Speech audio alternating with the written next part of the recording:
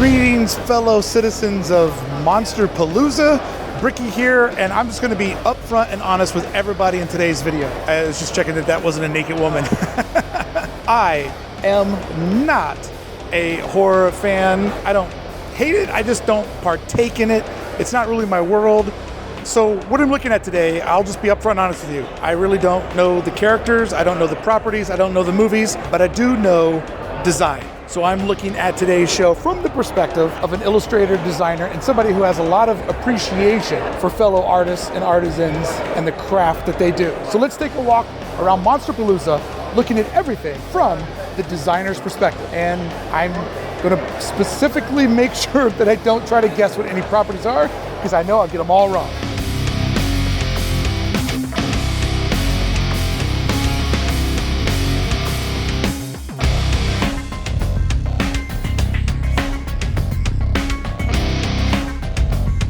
He-Man wishes that he had that haircut. That's the best He-Man haircut I've ever seen, because the He-Man cartoon I grew up on, not a good haircut.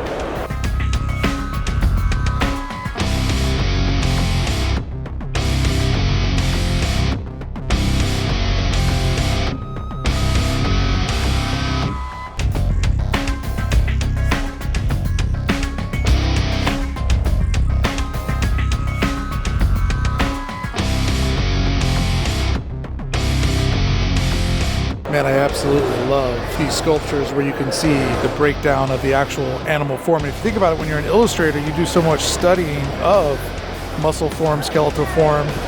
So seeing what these look like, these are awesome. Reminds me of going back to the beginning of learning how to illustrate. Absolutely love this bear here where it's a split design of the fur and the muscle. That is amazing. Love that. And of course the classic E.T. that I was fortunate enough to be of the age where I remember when this came out, going to see it in theaters. Wow, what a memory. Had a crush on Drew Barrymore ever since. And that's not creepy because we're the exact same age. Just the overall form on this one is fantastic. The folds of the fabric. I mean, of course the character is phenomenal, but just look at the folds in the fabric, the boots, the base that it's standing on. It feels absolutely so lifelike. Love all the detailing in this one. Phenomenal. A little more playful tiki vibe here. Love the graphic nature of these and how the flowers and the characters pop on that black background. And then the pinup version over here. Those are awesome. I love the classic black cat Halloween vibe. Just remember those old blow mold plastics that you would hang up. You know, they would put them in school to let you know that Halloween was there. Always have a lot of nostalgia for just that classic black cat. Look at the intensity of detail. All of those spikes, all the folds of the flesh, the sharpness of the teeth. This thing is intense.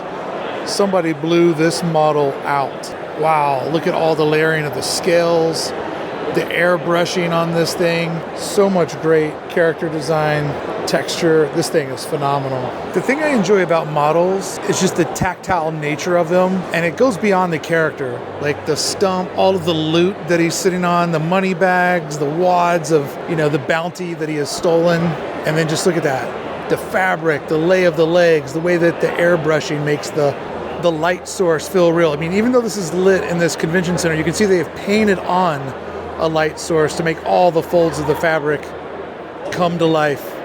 I'm so jealous of people that can sculpt. It's just something that my brain does not understand. All right, this piece is absolutely phenomenal. Once again, I love the exoskeleton. I love the flesh within the underneath parts, seeing the skull, the muscle of Frankenstein's monster, even cutting away to another layer of the brain. That is awesome. This neon brain light bulb, neon good ideas. That is awesome. And only 250 bucks. That seems like an extreme bargain.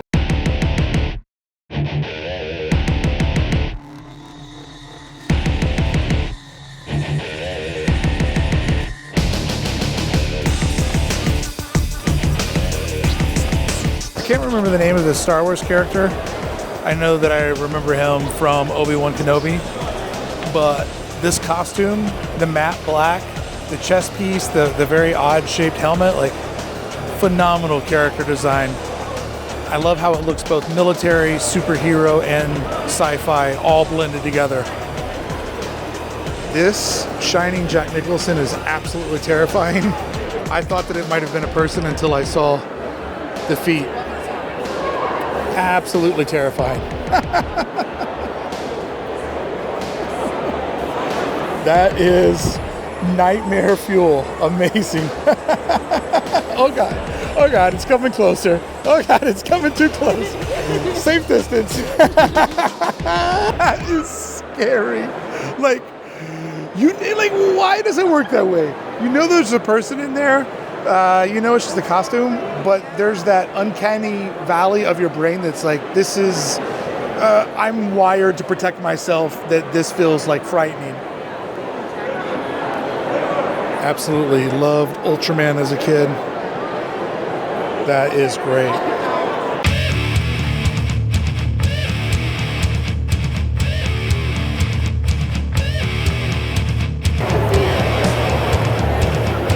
I always enjoy watching the airbrushing because it's so wild to think about actually painting on the human form. Because most of the time as an illustrator, your job is to create that form, but then to just texturize the form, it's amazing. And don't worry, there's 3 of those, so they're not real. Or are they? That is so lifelike. Those eyes, man, that caught my attention from the aisle. Look at the detail put into those eyebrows, all those folds. That is phenomenal painting and model making.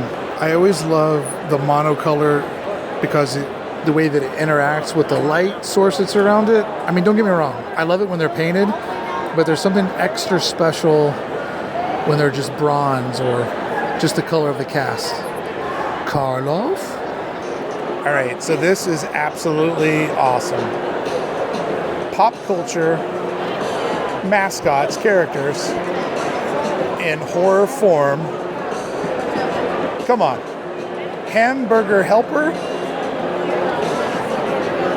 Captain Crunch? Lucky? Trix? Toucan? All my breakfast morning homies are out to kill me. That is awesome.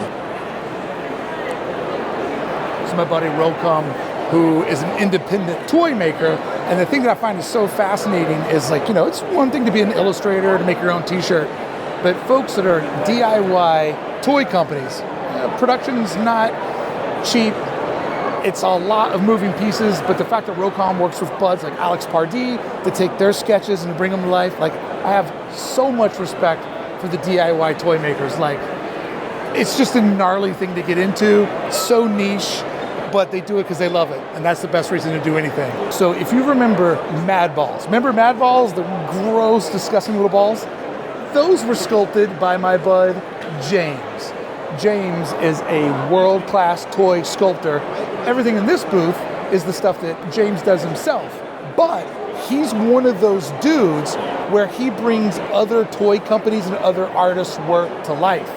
So sometimes James will get hired as a freelance toy sculptor where he'll bang out like an insane Godzilla or King Kong for one of the other toy companies, and sometimes meticulously brings other artists' work into the 3D form. This dude is an OG sculptor.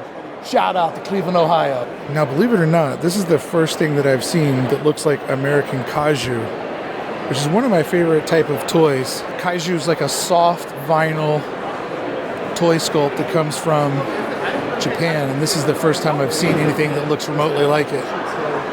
Love these little wrestler guys. East meets West influence there. How's it going, man? I was excited to see something finally that looked like Kaiju. Yeah. It's my Kaiju buddy Ragnar. Yeah, this is great. Is this your sculpt? Yeah, I did the sculpt and I do all the paintwork too. He does the sculpt. He does the paint work. So think about it. You come here, you see somebody standing in the booth. That's the guy. That's the guy. That's Papa. That's Papa.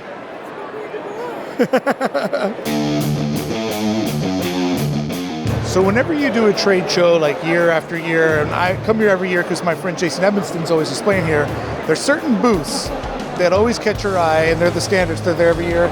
this booth right here, every single time I come, I love looking at all their sculpts, all their masks, each one more creepy than the next, but the craftsmanship is just phenomenal.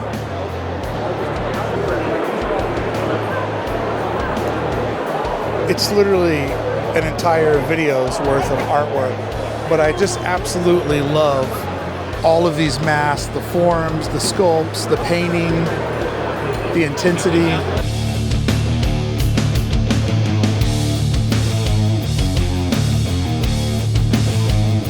It's like, if you think about the amount of effort it takes to not only sculpt these characters, to cast them, to paint them, to airbrush in all of those folds and textures, it is just an art form that I have so much respect for. Monster making is cool, and it absolutely just keeps going and going every year.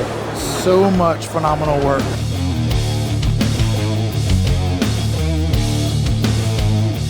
It is literally an entire aisle of handmade masks. The scariest, best mask you'll ever see. Love it. As someone who was fortunate enough to play shows and go on tour with the Misfits, I will forever be a Crimson Ghost devotee. And this tiki mug is absolutely fantastic. All right, I've been given permission to pick it up. Yes. That is awesome.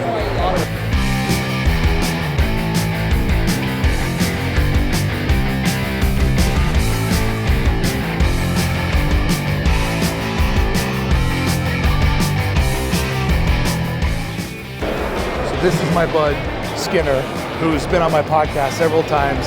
Phenomenal illustrator, but even better storyteller. And he's one of those modern artists. Hey, my man. So if you're gonna get video bombed, you wanna be video bombed by Adam. Dude, it's good to see you, man. It's been a minute. I bought a shirt. Monsters Are Good shirt. I bought a Misfits tiki mug. Okay. And it wasn't cheap, but it was awesome. So it was a good deal. You're supporting the artist here. Absolutely. This is a $25 shirt, but you're supporting the guy that made it. Absolutely, absolutely. Dude, it's good to see you in Southern California. It's good to be here. Woo! Enjoying some Monsters Are Good. You go to these things all the time. Too much. And I love when you just film the people and let them do a show, and you just kind of let them hang sometimes. Sometimes, yeah. And These are the best ones to do that. do you remember the one where the guy pulled the gun out and he dropped it? Yes. That was a Star Wars thing, right? Yeah, it was a Star Wars It was thing. amazing. And the Daphne show is here. Full on. Now, are you Bride of Frankenstein? Oh, ready or not? Yeah, see, I don't know. A great new horror film. Yeah.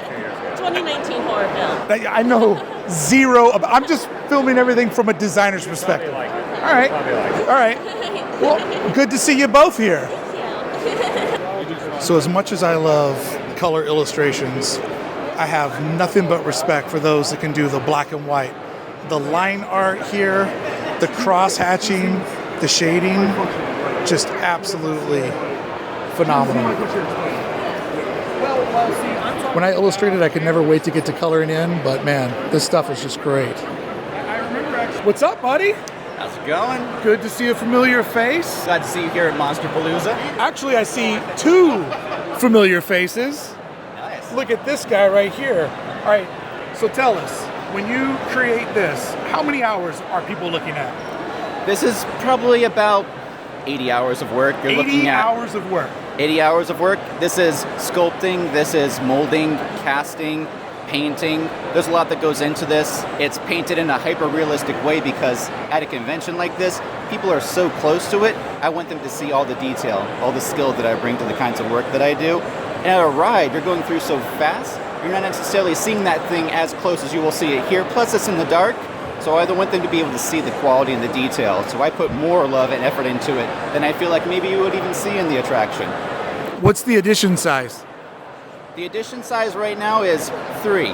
There's one that I have. Hold on, 3. That's the type of insanity that I love. Like, I love that you made 3 of these. That is awesome. My kind of crazy. So you did 3 of them. Yes, so here's one, another one that I did for a children's hospital benefit, and then the last one is in the personal collection of Bob Gurr. Did I just hear that last part right? Yes, so Bob Gurr wanted one of these as well. He has some Haunted Mansion things, of course, that he is known for. So occasionally at his booth displays, you'll see a Walters Works Haunted Mansion prop as well. And by the way, this is a husband-wife business. I always like to make sure I get everybody in. Good to see you both. Dude, amazing work, amazing work. Oh, look at the hair. Even better. And the hat. Oh, the hat liner. Love that. Dude, thank you.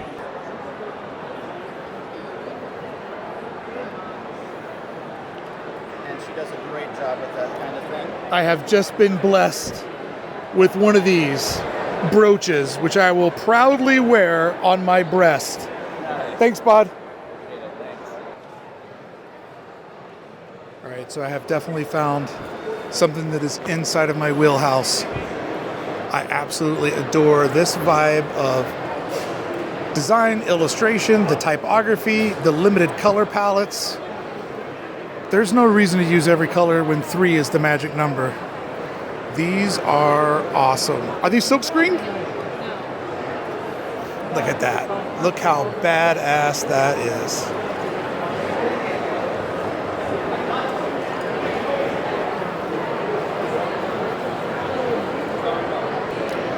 So we're now looking at the artwork of my dear friend Jason Edmondson, who honestly is the reason why I even know what Monsterpalooza is. He's been one of their premier artists for quite some time, and I come here every year to hang out with my bud, who is just a phenomenal illustrator. This is painted by hand. And as you can see by my hand, it is not that big. Look at that. That is... Jason, how big is this? 4x4? 5x5. 5x5. And look at that detail. Absolutely insane. So a handful of years ago, Jason started doing the Eyes Without a Face series.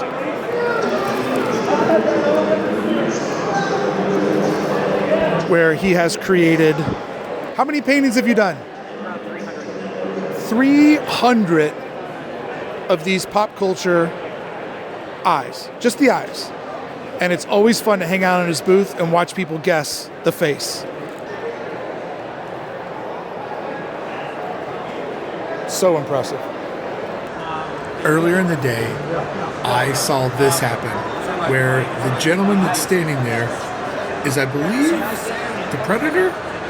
And so he's gushing over Jason and his artwork. Jason and Jeff are gushing over his theatrical work. And it just became a real mutual admiration meetup, which is something that I love about these events. And this is a sketch that Jason did of the guy in the hotel lobby to give to him as a quick gift. Beautiful. Thank you so much. I love this community that is the world of creativity. Regardless of the genre, it's always there. Talented people love other talented people. That's not cool. Jason? This GIMP, that's original too? Yeah, I just did it. Look at that thing. This is a double-sided. Oh, wow. But this is the original right here. Look at that. So this is the original painting, and then this is the original sketch. So you can see this process.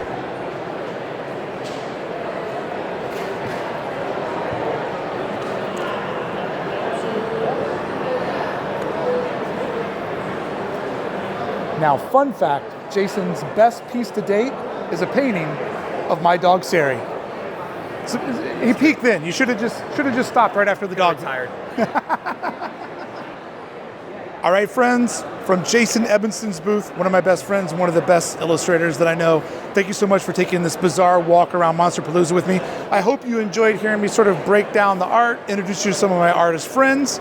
Many of them I didn't want to interrupt because they were selling, but I always appreciate coming out here and seeing this guy. Jason, Yes, Mark. thanks for being in the very end of my video. You're welcome. And thank you for introducing me to is the now world a of success. Monsterpalooza. Yeah, it's a lot of fun. And look, check it out. How many like horror paintings have you done in your career? Too many to number. Like a couple hundred, maybe 1,000? Maybe 1,000. Maybe 1,000?